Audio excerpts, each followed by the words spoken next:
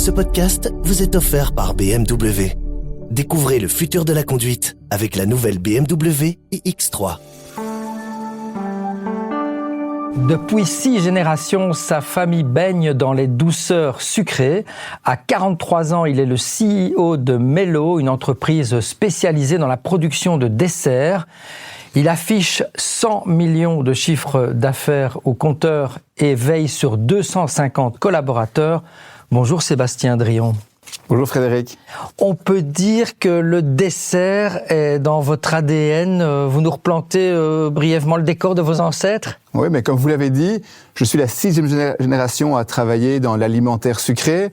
En fait, je descends de la famille Parrain, de la biscuiterie Parrain, qui a été créée en 1892 et qui est à l'origine de biscuits en fait très connus comme le Saint Wafers, le Chacha ou le Petit Beurre. Oh, félicitations. Et aujourd'hui, alors, vous êtes à la tête de Mello, une entreprise qui a été fondée avec le rapprochement de 2 entreprises très différentes, ou pas ? Oui. Donc effectivement, la biscuiterie Parrain a été revendue dans les années 60 à Lu et puis à Mondelez. Et puis effectivement, aujourd'hui, nous, Mello, en fait, elle naît de la fusion de 2 entreprises familiales belges que sont Dessert Factory et Verbo. Cette fusion s'est créée en fait en 2022. Alors pour la petite histoire, Dessert Factory a été créé par mon papa en 2007. Et là, on est vraiment spécialisé dans le dessert cuit chez Dessert Factory et dessert cru chez Verbo.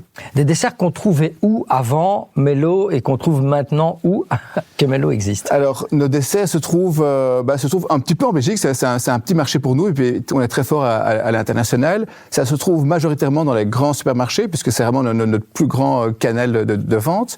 Et on va vendre ça, en fait, on parle de dessert premium, enfin de dessert frais premium. Donc, c'est-à-dire que dans le rayon crèmerie et dans vos supermarchés, vous avez les yogourts nature, les yogourts aux fruits, puis après les premières mousses, on va dire, de gamme normale, et puis après les desserts premium. Mais c'est vraiment dans cette catégorie-là que nous, on va jouer, quoi. Des cheesecakes aussi, c'est ça? Oui, donc on fait genre de produits. Des cheesecakes, on fait des mousses, on fait des moelleux, on fait des multicouches, voilà, et on travaille pour la marque des distributeurs ou alors d'autres, on va dire, co-branders. Donc on aura l'occasion de parler encore plus tard, je pense. Effectivement.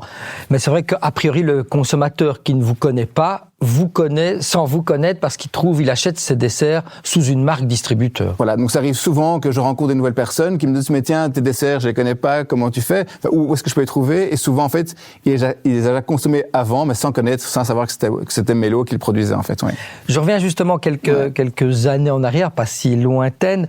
Ce rapprochement des 2 entreprises, c'était indispensable, donc entre Dessert Factory, fondé par votre père, vous l'avez dit, et Verbo. C'est un rapprochement stratégique inéluctable. En fait, je dirais pas ça, c'est venu un peu par hasard. Moi, j'avais jamais pensé à la croissance externe. C'est pas quelque chose qui, moi, me nourrissait, enfin, en tout cas, m'intéressait. On était bien avec Dessert Factory. Et en fait, on a appris, on connaissait bien Verbo parce que on avait 2-3 relations en commun. Et en fait, c'est-à-dire qu'à un moment donné, Verbo avait très fort grandi. Il cherchait aussi un petit peu à trouver un autre partenaire. Et en fait, on se complétait très, très bien puisque eux étaient vraiment actifs dans le dessert cru. Nous, dans le dessert cuit, on n'avait pas assez de capacité de production, eux en avaient trop, et donc en fait on a vu toute l'opportunité que ça pouvait créer de se rapprocher ensemble et surtout de faire un acteur, on va dire un acteur majeur dans notre catégorie que sont les desserts frais en fait. Oui. Ok, je reviens un peu aussi à votre parcours. Vous avez rejoint l'entreprise familiale Dessert Factory en 2011, mais avant cela, quel était votre parcours d'études et vos premiers pas professionnels et pourquoi le choix d'avoir rejoint l'entreprise familiale finalement? Alors moi, mes études, j'ai fait ingénieur de gestion à Louvain-la-Neuve et ce qui était assez marrant, c'est que j'ai fait ce que j'ai dit que je ferais jamais. J'avais dit, en tout cas à la sortie de mes études, je ferais jamais d'audit. J'ai commencé par l'audit financier, puis jamais dans le retail. Je me suis retrouvé à 4 ans chez Delhaize en finance et je m'étais dit, durant mes études, en tout cas, je serai jamais entrepreneur et surtout jamais je ne bosserai avec mon père. Et puis je passe effectivement en 2011 en tant qu'entrepreneur et rejoindre mon père chez Dessert Factory qui à ce moment-là avait besoin de quelqu'un, quoi. Pourquoi? Je pense que j'avais fait 4 ans chez DLS, que j'ai énormément appris à ce moment-là et j'étais vraiment curieux de voir cette vie d'entrepreneur. Je pense que j'avais envie de goûter à quelque chose d'autre que les grosses boîtes. Et je pense que finalement, c'est pas pour rien que que notre famille a toujours été des entrepreneurs. Je pense qu'il y a certaines gènes qui sont là, qui m'ont poussé vers là aussi. Et donc je pense que j'ai vraiment pu m'épanouir dans ce métier-là à ce moment-là, oui. Sans regret aujourd'hui? Sans aucun regret aujourd'hui, oui, tout à fait. Alors, quand vous rejoignez Dessert Factory, on est en 2011, il y a 14 ans, le chiffre d'affaires est de 3 millions d'euros. 14 ans plus tard, avec ce rapprochement aussi, Mello affiche 100 millions de chiffre d'affaires. Comment vous expliquez cette croissance qui est assez fulgurante quand même? Oui, c'était une très grosse croissance et c'est vrai que ça implique beaucoup de changements dans notre métier, dans le métier de mes collaborateurs. Comment est-ce que j'explique je veux pas dire que c'est du hasard. On a connu des croissances par opportunité en fait. On s'est jamais. Il y a 11 ans, il y a 15 ans, je me suis jamais imaginé que je serais à 100 millions d'euros 15 ans plus tard. Jamais. On visait au départ 10 et si on a 10, c'est extraordinaire. Donc et en fait, il y a des opportunités qui sont venues avec certains clients, puis avec certains autres partenaires. Et on a fait une croissance chez Dessert Factory de 3 à 30, un peu plus que 30 en 10 ans. Et puis effectivement, le rapprochement a fait qu'on a très fort grandi. Et puis encore, avec Mello, encore grandi aujourd'hui de 10-20% depuis 2 ans et donc ça fait qu'on obtient aujourd'hui un chiffre d'affaires de 100 millions d'euros. Ça fait pas tourner la tête? Ça fait pas tourner la tête, en tout cas c'est chargé dans la tête de toujours. En fait, c'est clair que voilà, petite entreprise, petit problème, grande entreprise, plus grand problème. Donc ça c'est sûr. Ce sont des autres challenges, mais qui sont tout aussi épanouissants, quoi. Alors vous l'avez dit, on trouve surtout vos produits dans la grande distribution, mais pas que. On les trouve où aussi. Alors on fait un tout petit peu, nous, de ce qu'on appelle la restauration au foyer, donc des restaurants, des grossistes, mais on va dire vraiment 95% de notre chiffre d'affaires est dans la grande distribution globale, mondiale, quoi. Alors vous le disiez, 95% dans la distribution, mais aussi à l'export. 95% de votre production ici en Belgique part à l'exportation. Un de vos gros marchés, ce sont les États-Unis. C'est pas trop dur avec Donald Trump? Oui, on vit une année compliquée, je dois l'admettre.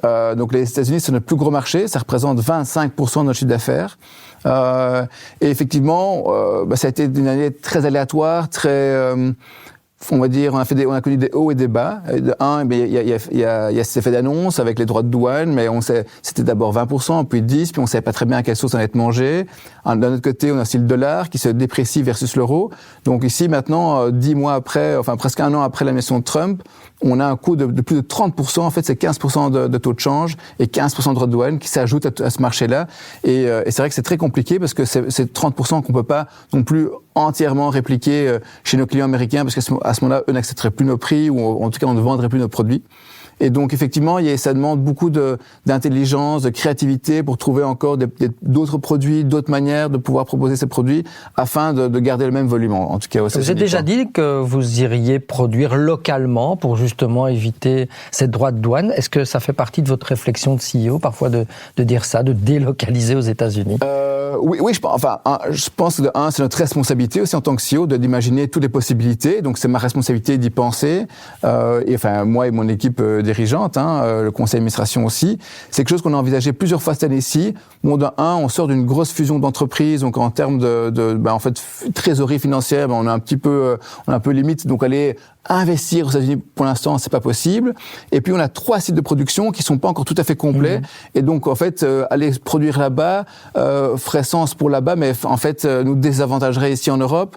Et donc, pour l'instant, c'est quelque chose qu'on a mis de côté pour les prochaines années. Alors, vous visez aujourd'hui le top mondial du marché des desserts. Est-ce que c'est réaliste et à quel horizon vous visez ça? Alors, c'est réaliste si on regarde effectivement comment est-ce qu'on se catégorise dans la gamme des desserts. Donc nous, on va vraiment viser la gamme des desserts frais en crèmerie. Et là-dedans, il y a toutes sortes de desserts. On va dire cheap, et puis enfin main range, et puis après premium. Nous, on est plutôt actifs dans le premium.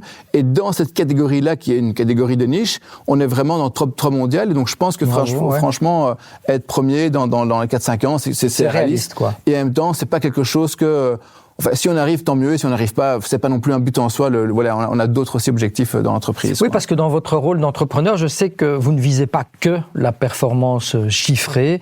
La réussite, c'est aussi le bonheur de vos collaborateurs. Vous le rappelez régulièrement. Vous vous y prenez comment pour rendre les gens heureux? Ouais, c'est un vaste programme. En fait, c'est clair que pour moi, ce que moi je me suis rendu compte depuis plusieurs années, c'est que ce qui moi me nourrissait le plus en tant qu'entrepreneur, en tant que dirigeant d'entreprise, c'est pas tellement les chiffres ou la rentabilité, c'est quelque chose d'excitant, de grisant. Par contre, mes plus beaux cadeaux, c'est des moments d'échange avec mes collaborateurs, que je puisse voir aussi les voir évoluer. Et donc pour moi, je me suis vraiment mis comme mission que l'entreprise puisse être un vecteur d'épanouissement de chacun de mes collaborateurs. C'est vraiment important. Comment est-ce qu'on y veille? Je pense qu'il y a une intention. C'est une intention de ma part. Je pense qu'en termes de leader, d'être plutôt un leader qu'un manager, de passer du contrôle à la confiance. On a plein de petits rituels qu'on met en place au début de réunion, à la fin de réunion. Il y a aussi une question d'exemplarité qui est là. Et je pense que c'est comme ça qu'on arrive à nourrir tout le monde, en fait, quoi. Mm-hmm. On a testé plein de choses, on a fait plein d'erreurs. Et donc, voilà, je pense que c'est aussi ça, une entreprise. C'est une aventure humaine avant tout, quoi. Alors Sébastien Drillon, je vous suis sur LinkedIn. Vous postez des statuts assez singuliers, parfois touchants, comme celui justement sur le leadership, où vous parlez de votre père. Un mot sur cette transition que vous avez vécue au sein de l'entreprise ? Oui, travailler avec son père, c'est toujours quelque chose, ça c'est clair. On n'avait pas du tout les mêmes visions, mon papa et moi, et pourtant on a quand même fait grandir l'entreprise, on s'est bien entendu pendant tout un moment donné.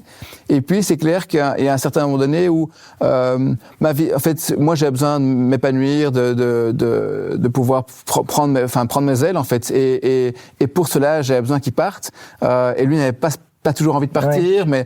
Et donc on a eu des chouettes discussions, pas toujours faciles, mais aujourd'hui c'est quelque chose qui était nécessaire pour moi, pour l'entreprise et pour lui aussi, quoi. Donc c'est au jour d'aujourd'hui, même si on a passé par des moments compliqués, en fait ça m'a rapproché de mon papa. À un moment, sur le plan strictement professionnel, j'entends bien, il faut tuer le père quand on est entrepreneur dans une structure familiale. Oui, je pense que c'est vraiment une transition, une transmission qui s'accompagne. Alors nous, on l'a fait un petit peu, on a un peu bricolé. On s'est pas fait beaucoup accompagner, on a un peu bricolé, mais je pense effectivement, et je pense que c'est bon pour l'entreprise aussi. Mais il faut le faire avec beaucoup de bienveillance et beaucoup de, on va dire, de soins. Mais je pense qu'on a une transition est vraiment importante, quoi. Alors sur le LinkedIn, je vois aussi que vous vous ressourcez souvent au contact de la nature. C'est pas une question anodine. C'est primordial pour un CEO de déconnecter et de se reconnecter aux valeurs essentielles. Alors oui, et là c'est un peu ma vision aussi. Je pense que moi je vois vraiment l'entreprise comme un organisme vivant.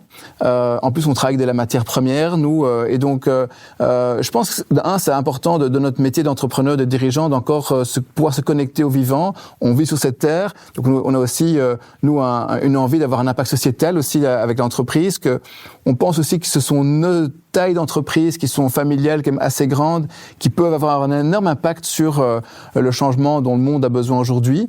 Et donc, moi, ça me permet vraiment de faire le lien entre, en fait, cette nature qui, moi, me ressource, qui est souvent, je peux avoir un petit sentiment de culpabilité quand je pars marcher en forêt à 10h du matin, et en même temps, c'est peut-être mon heure la plus productive, parce que c'est là que vont venir les meilleures idées de la semaine, quoi. Ok. On arrive tout doucement à la fin de cette interview. Vous dites aussi, être CEO, c'est devoir jongler entre le nous et le je, et savoir s'imposer. C'est facile au quotidien? Pour moi, c'est pas facile. C'est pas facile parce que moi, j'ai toujours un besoin d'harmonie. Je veux que les choses se passent bien. Et parfois, mon rôle de CEO, c'est pas ça. Mon rôle de CEO, c'est servir l'entreprise. C'est pas servir mon confort, mon harmonie. Et donc, c'est clair qu'un juste équilibre est vraiment important. Moi, au départ, j'ai peut-être un peu trop ouvert, un peu trop aboli. Trop de hiérarchie, trop de barrières, et qu'au fur et à mesure, je suis en train de remettre un équilibre entre cette verticalité, le je, et cette horizontalité, le nous, pour avoir vraiment un bon équilibre dans l'entreprise. C'est jamais facile de trouver la juste frontière, mais c'est trouver comment est-ce que moi je peux servir au mieux l'entreprise, quoi. Eh bien, merci beaucoup, Sébastien Drillon, d'être venu nous raconter votre parcours et cette jolie entreprise. Mello, c'est dans la boîte. Ce podcast vous est offert par BMW. Découvrez le futur de la conduite avec la nouvelle BMW iX3.